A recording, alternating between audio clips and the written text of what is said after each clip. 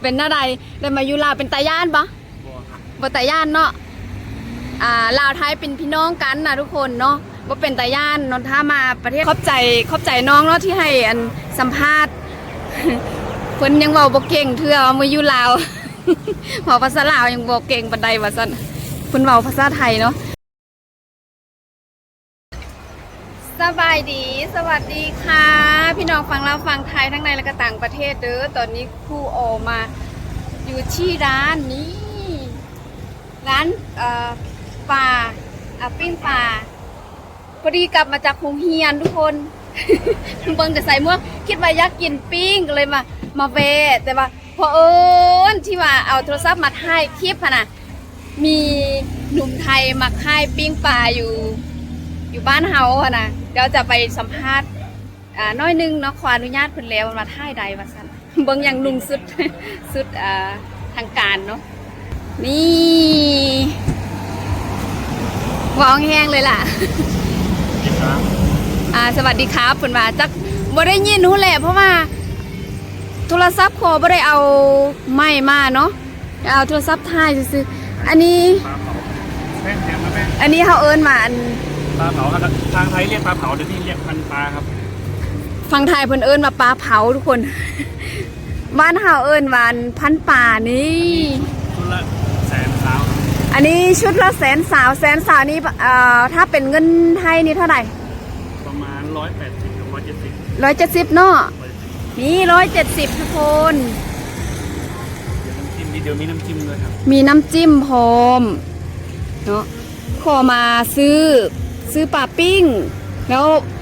พอดีน้องเพิ่นเว้าภาษาไทยก็เลยอันนี้บ่แม่นคนลาว ก็เลยขออนุญาตถ่ายคลิปว่าซั่นนี่ทุกคนถ้าผู้ใดอยากมากินเนาะมาซื้อปลาน่ะอันนี้ไปทางเดี๋ยวขอจะให้ทุกคนเบิ่งปกติขอจะมาซื้อกับหมู่ขอเนาะเราค่ายอยู่นี้แล้วพอดีซ่องมือนี่แล้วบ่เห็นเราค่ายแล้วก็เลยมาแวะจอดอยู่นี้ถ้าไปทางนี้จะเป็นจะไปเข้าทางในเมืองทุกคนเราจะแยกแล้วจะมีปั๊มน้ำมันอยู่นี่เนาะถ้าผู้ใดอยากมาซื้อนะแล้วเลยไปทางนี้เราจะมีอาหารที่ว่าโคมักไปซื้อข้าวต้มนะข้าวต้มที่แบบแซ่บๆทุกคนข้ามห้าตลอดเนาะแล้วก็เดี๋ยวจะให้เบิ่งเส้นทางเนาะถ้าจะมาฮันนี่ไปทางนี้ก็จะไปทางล่วงน้ำทาเนาะแล้วก็แยกไปทางนี้ก็ไปสนามบินแล้วก็นี่เป็นแยกแล้วก็จะเลยแยกตัวนี้มาแล้วก็มาอันนี้ฮานข้าเจ้าเนาะทุกคนอันนี้จะเป็นฮานข้าเจ้าเมื่อกี้ท่ามันนองเพิ่นน้อยนึงเนาะเดี๋ยวขอจะท่ามันอีกเมื่อกี้ว่าเพิ่นมาลำจิ้มหวานกับน้ำจิ้ม3 รสครับโอ้โหนี่น้ำจิ้มจ้าน้ำจิ้มจะมี2แบบเนาะ2 รสเนาะมีน้ำจิ้มหวานกับ3 รสครับอ๋อน้ำจิ้มหวานกับ3 รสมีเด้อจะคล้องหานแต่ว่าน้องทราบเพิ่นบ่มาเนาะมีแต่พ่อค้าแม่ค้าบ่อยู่เดี๋ยว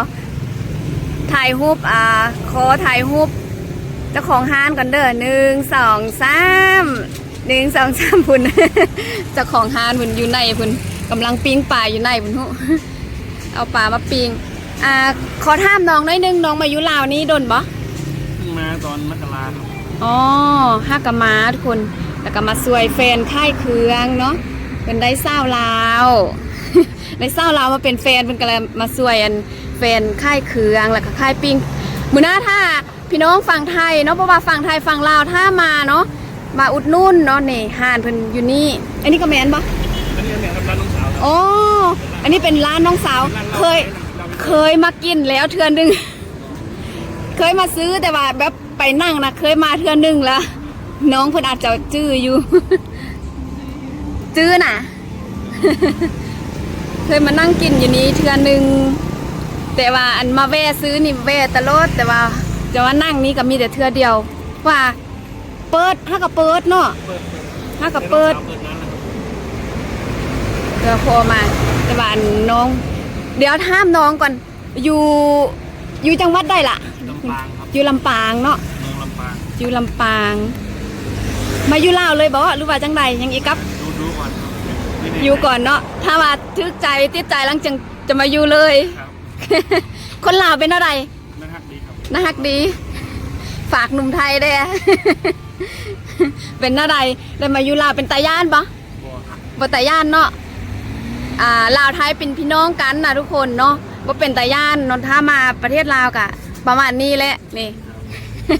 หลักฐาน ดีใจเนาะที่ใดอยู่ประเทศลาวแล้วมีคนไทยอยู่ประเทศไทยแล้วมีคนลาวนะกะได้อู้ได้ร่วมกันแล้วก็ฮู้ภาษากันบ่ได้มีล่ามเปหั่นนะให้คิดซะว่าเป็นบ้านของเฮาบ่ต้องซีเรียสบ่ต้องย่าน คือเฮาเห็นอยู่โซเชียลเขาจะว่ามาลาวแล้วย่านกองร้อนเนาะอยู่บ้านเฮามีบ่กองร้อน ครับ มีอ่ะ อีกแบบไหนนะครับ แน่บ่ฮู้เลยบ่ฮู้จักกองร้อนเลยหนุ่มไทยคนนี้บ่ฮู้จักกองร้อนเลย หนุ่มไทยหลายคนย่านกองร้อนว่าซั่น หนุ่มไทยผู้นี้เพิ่นบ่ฮู้ฮอดกองร้อนซ้ำอยู่บ้านเฮาน่ะเป็นกันเองบ่ย่านแหละนี่เอ้าจ่ายเงินก่อนฟอยไล่ เดี๋ยวไปเลย นี่มีหลายอย่างทุกคนมี อันนี้เขาจะเอิ้นมาไข่ลูกค่ายอะไรล่ะ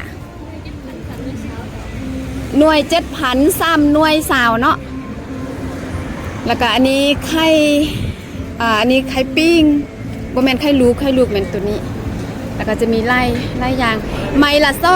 2,000 เดี๋ยวเบอร์หนึ่งอาจจะมาอุดหนุ่นน้องคนที่จริงมาซื้ออยู่นี่ก่อนแล้วพอดีเห็นปลาเลยเอาไปซื้อปลาอยากกินปลาท่านมาจะไปซื้อปลากินก่อนวะ พอดีน้องคนเบาภาษาไทยแล้วขอถ่ายคลิปเป็นพยานก็ได้ เพราะว่ามีหลายคน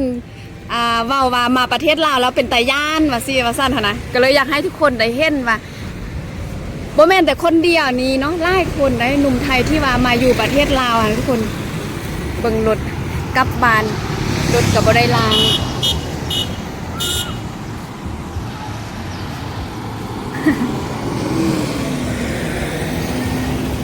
นี่แหละ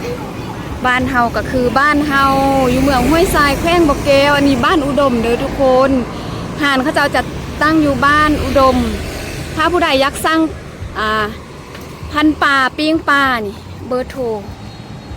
มาอุดหนุนน้องๆเพิ่นได้เด้อเนาะห่านอยู่นี่น้องเพิ่นก็กั้งขายเครื่องขายทั้งตั้มขายทั้งพันปลาปิ้งเอ็นเนาะปิ้งปลาGN เงินทอน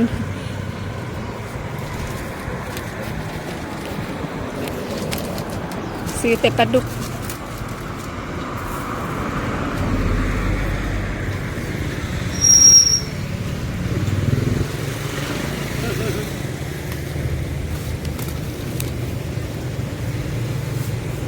โอ้ตลาด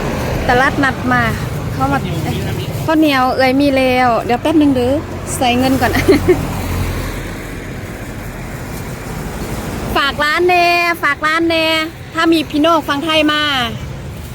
ายำฝากห้านเด้ ครับ บอกว่าเป็นบอก ให้ฝากห้านเดี๋ยวบอกว่าเป็น ฝากห้านเด้อหนุ่มไทยมัน ตื่นเต้นบอกยังว่าเป็นเนาะทุกคนขอบคุณน้องเนาะขอบใ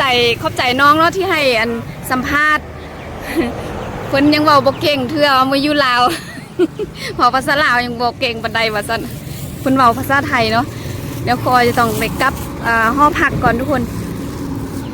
ฝากกดติดตาม จะได้กดติดตามด้วย ครูอรดาอีกช่องหนึงกะครูอรดาสาวบ่อแก้ว เดี๋ยวบอกกันช่องติดตามฝากทุกคนกดติดตามช่องของครูอรดาสาวบอกแก้วเลยเด้อช่องหลักก็คือครูอรดาเดี๋ยวพบกันคลิปต่อไปคลิปนี้ขอต้องกลับหอพักก่อนสบายดีสวัสดีค่ะ